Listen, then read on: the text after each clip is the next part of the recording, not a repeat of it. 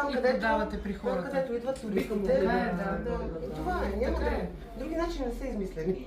Абсолютно. То със всеки един бизнес е така. Но между другото, хората са много по-доволни, особено туристите, когато могат наистина да пикнат нещо. И другото е, че ние работим тук на място и те все пак им е много интересно да видят как се заработват нещата. Особено американците, те са луди, като видят, нали, че аз работя на място, купуват си, след това искат снимка с мен, искат автограф, искат контакт, искат още една снимка да разкажат, като се приберат.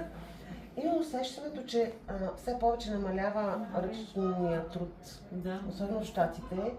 И за тях това е наистина някаква атракция. Имаме, как да кажа, в смисъл, едно нещо, колкото по-се свива, толкова по-голям интерес към него.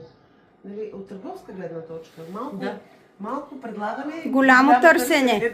Така. Точно така. Благодарим ви много за интервюто. Жива и здрава и успехи. Благодарим за отделението. Чао. Чао.